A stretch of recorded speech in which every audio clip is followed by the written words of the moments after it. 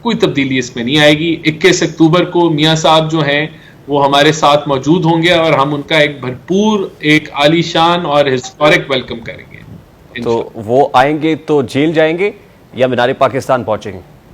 वो जब आएंगे तो फिर देखा जाएगा, ये लीगल टीम देख रही है। ये जनवरी के आखिरी हफ्ते में इलेक्शंस कराने का मामला भी को हतमी नजर नहीं आ रहा और ये एक पॉलिटिकल सा डिसीजन है। अब जबकि इलेक्शन कमीशन ने आप इंतखाबात का ऐलान कर दिया और शेड्यूल भी जारी किया है, लेकिन दूसरी तरफ मुल्क के सियासी मैदान में कुछ सवालों के जवाबात मिलना अभी भी बाकी है। इलेक्शन के शेड्यूल का ऐलान होना अपनी जगह, लेकिन पीपल्स पार्टी, नून लीग समेत तमाम छोटी बड़ी सियासी जमातों में इंतखाबी मैदान में मुश्किलात का सामना है।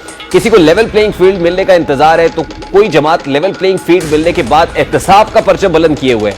पीटीआई जैसी जमात को तो अपनी बकाई खतरे में महसूस हो रही है।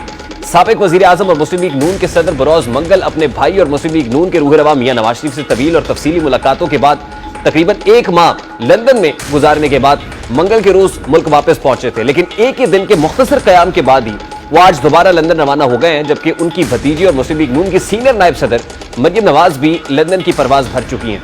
बताया जा रहा है कि शहबाज शरीफ नवाज शरीफ के लिए अहम पैगाम लेकर जा रहे हैं। मरियम नवाज आज शाम और शहबाज शरीफ रात को लंदन पहुंचेंगे, जहां नवाज शरीफ, शहबाज शरीफ और मरियम नवाज की जुमे को अहम मुलाकात होगी। ये मुलाकात सिर्फ और सिर्फ इन तीनों रहनुमाओं के दरमियान होगी, इसलिए इस मुलाकात को इंतहाई अहम समझा जा रहा है। जराए दावा कर रहे हैं कि मंगल को जब शहबाज शरीफ पाकिस्तान पहुंचे तो उनकी किसी खास शख्सियत से गुजरावाला में एक अहम मुलाकात हुई और उस मुलाकात के बाद ही आनन फानन चीजें तब्दील हुई, जिसके फौरी बाद पहले मरियम नवाज और बाद में शहबाज शरीफ लंदन रवाना हो गए। शहबाज शरीफ की वतन वापसी और दोबारा लंदन रवानगी के दौरान एक अहम डेवलपमेंट नैब के हवाले से भी सामने आई, जिसको उनके लंदन जाने से जोड़ा जा रहा है। नैब ने नवाज शरीफ समेत बहुत से सियासी रहनुमाओं के केसेस दोबारा खोल दिए और जराए दावा कर रहे हैं कि नैब इस बार पहले से कहीं ज्यादा मजबूत शिकंजा कसने जा रहा है, जबकि एहतसाब अदालत के जज मोहम्मद बशीर तो ये तक कह रहे हैं कि अब नैब में ट्रक भर के केसेस का रिकॉर्ड आ रहा है।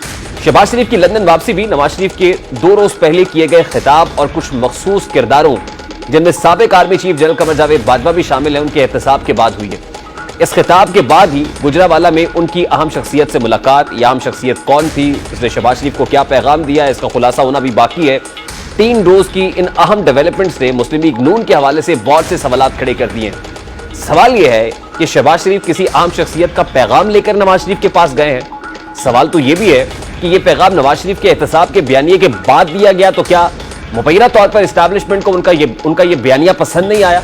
और सवाल तो यह भी है कि इस बदलती सूरत हाल में नवाज शरीफ की मुल्क वापसी की तारीख भी बदलने जा रही है, क्योंकि नवाज शरीफ के खिताब के बाद से ही मुस्लिम लीग नून का भी नवाज शरीफ के इस्तकबाल के हवाले से बयानिया खासा तब्दील होता हुआ महसूस हो रहा है। पहले कहा जा कि नवाज शरीफ का एयरपोर्ट पर इस्तकबाल करने के लिए 1 मिलियन से ज्यादा लोग एयरपोर्ट आएंगे, लेकिन अब बताया जा रहा है कि नवाज शरीफ के इस्तकबाल के लिए एयरपोर्ट पर चंद ही लोग जाएंगे, बाकी लोग मीनार पाकिस्तान जलसागाह पहुंचेंगे ताकि जुलूस से आवाम को कोई परेशानी ना हो। जराल तो ऐसा लग रहा है कि नवाज शरीफ की वापसी कुछ कटाई में पड़ चुकी है, लेकिन अगर नवाज शरीफ अपने प्लान के मुताबिक वतन वापस आते भी हैं तो सवाल यह है कि कैसे मुमकिन है कि वो एयरपोर्ट पर उतरते ही बगैर किसी रोक टोक के मीनार पाकिस्तान तक पहुंचेंगे, क्योंकि अभी तक उनका इश्तिहारी का स्टेटस जू का तू बरकरार है, एब्सकॉन्डर है। अभी तक मुस्लिम लीग नून की लीगल टीम की जानिब से किसी भी अदालत में कोई दरखास्त दायर नहीं की गई जो उन्हें एयरपोर्ट से डायरेक्ट जलसागाह पहुंचने का रिलीफ मुहैया कर सके, बल्कि मुस्लिम लीग नून के कुछ अपने रहनुमा और कुछ दीगर सियासी रहनुमा तो ये तक कहते हैं कि नवाज शरीफ को मुल्क वापसी पर जेल जाना पड़ सकता है। अब ऐसा ख्याल किया जा रहा है कि नवाज शरीफ की 2 रोज पहले ग्रैंड मुशावरती इजलास में की गई तकरीर ने हालात को यकसर तब्दील करके रख दिया है। इस तकरीर में नवाज शरीफ एक बार फिर 2017 में उनकी हुकूमत को मुबैना तौर पर घिराने में मुलव्वस किरदारों के एहतसाब की बात कर रहे थे। ये अलग बात है कि ये किरदार वक्त और पसंद नापसंद की बुनियाद पर मुस्लिम लीग नून ही की जानिब से बदलते रहे। शुरू में Nawaz Sharif general Bajwa, general Faiz Hameed, justice Ijazul Hasan, justice Saqib Nisar का नाम लेते थे और उन्हें अपनी हुकूमत गिराने का जिम्मेदार ठहराते थे, लेकिन बाद में चश्मे फलक ने वो नजारा भी देखा कि उसी नवाज शरीफ ने तमाम पार्टी को जनरल बाजवा की एक्सटेंशन के हक में वोट देने के अहकाम जारी किए और यूं पूरी की पूरी मुस्लिम लीग नून ने जनरल बाजवा की एक्सटेंशन में कलीदी किरदार अदा किया। जिसके बाद हालात बदले तो नवाज शरीफ ने एक बार फिर जनरल बाजवा का नाम उस वक्त तक दोबारा लेना शुरू कर दिया जब तक चेयरमैन तहरीक इंसाफ के खिलाफ अदम एतमाद नहीं आई। अदम एतमाद कामयाब होने और हुकूमत मिलने के बाद से लेकर 2 रोज कबल तक जनरल बाजवा का नाम किसी भी लीगी रहनुमा की जबान पर नहीं आया, लेकिन 2 रोज कबल एक बार फिर नवाज शरीफ को उनके एहतसाब की फिक्र पड़ गई है। इस सारे टाइम के दौरान की बेटी और मुस्लिम लीग नून की सीनियर नायब सदर मरियम नवाज भी 5 के टोले का मुबांगे तौल जिक्र करती रही, लेकिन उस 5 के टोले में भी जनरल बाजवा का नाम कहीं नहीं था। अब इस वक्त कायद पाकिस्तान मुस्लिम लीग नून नवाज शरीफ साहब ने उसके अंदर एक छठा नाम ऐड कर दिया और मुबैना तौर पर ये जो एस्टैब्लिशमेंट के साथ लड़ाई है ये माजी में भी को बहुत फ्रूटफुल साबित नहीं हुई उनकी। तो क्या अब भी यही मामला है कि कहीं ना कहीं बयानियां नापसंद है और उसके बाद बहुत तेजी से चीजें तब्दील होती हुई दिखाई दे रही है? बात करेंगे इस वक्त पाकिस्तान मुस्लिम लीग नून के मरकजी रहनुमा राना एहसान अफजल साहब ने भी ज्वाइन किया है। अस्सलाम वालेकुम राना साहब, बहुत बहुत शुक्रिया आपके वक्त के लिए। राना साहब, सबसे पहले तो खासी पुरस्कार रवानगी है मियां शहबाज शरीफ साहब की लंदन, यानी मंगल को पहुंचते हैं और जुमेरात के रोज एक बार फिर उड़ान भर लेते हैं, क्या वजह है सर? बिस्मिल्लाह रहमान रहीम। देखिए, पुरस्कार तो इसलिए नहीं है क्योंकि कायद ने उनको बुलाया और क्योंकि बहुत सारी चीजें हो रही हैं। अभी मियां साहब की वापसी है, इलेक्शन का बयानिया है, आगे टिकट्स हैं, इलेक्शन कैंपेन है, तो उन्होंने बेहतर समझा कि बजाय कि इन चीज़ों को फ़ोन पे डिस्कस किया जाए और फिर थोड़ी देर बाद दोबारा डिस्कशंस होती हैं, तो बेहतर है कि वो आ जाएं और इन प्रेजेंस जो है मरियम नवाज साहिबा भी इस वक्त मौजूद हैं और दीगर लीडरान भी जो PMLN के हैं वो मौजूद हैं, तो बेहतर समझा गया कि वो उधर आ जाएं ताकि मुशावरत अच्छी हो जाए। इससे ज़्यादा और कोई भी बात नहीं है।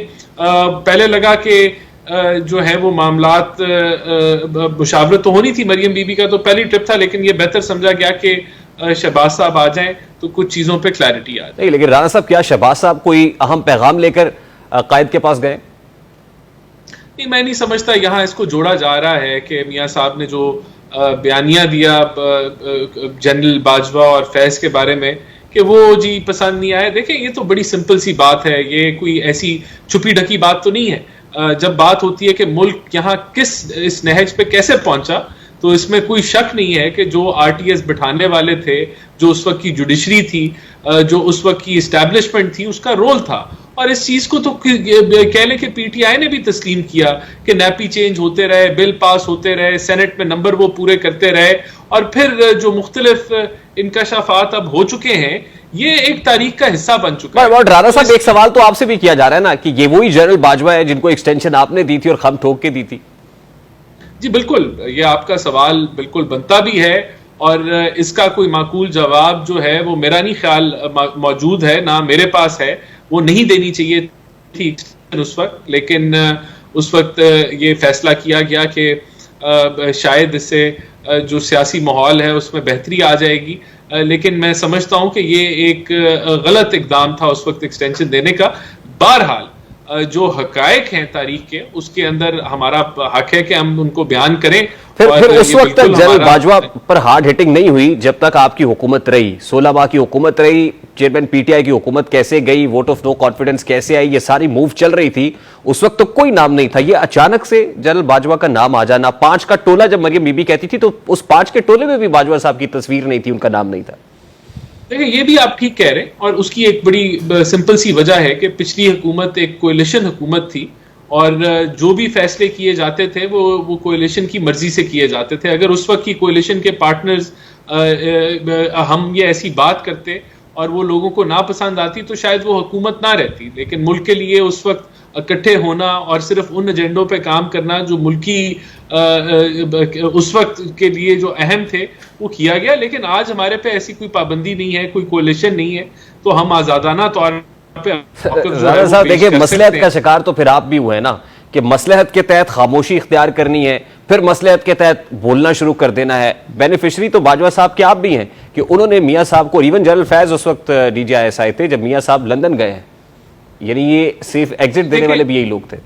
वो तो अदालतों ने दिया ना जी, अदालतों के जरिए उनको एग्जिट मिला और उस वक्त की PTI हुकूमत उसमें शामिल थी और वो एक अदालती फैसले के तहत बाहर गए।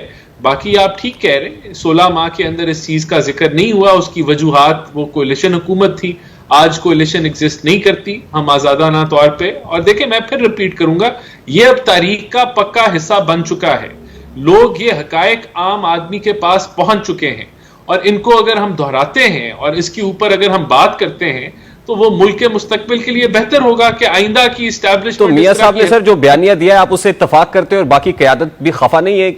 आपको लगता है कि वाकई बाजवा साहब का या जनरल फैज हमीद का नाम लेके फिर एहतसाब का मुतालबा करना चाहिए और फिर ये जो मट्टी ना पाओ की पॉलिसी है इस दफा के, अब मट्टी पाओ नहीं चलेगा, एहतसाब होगा, तो पहले एहतसाब और फिर इंतखाब की बात करते हैं?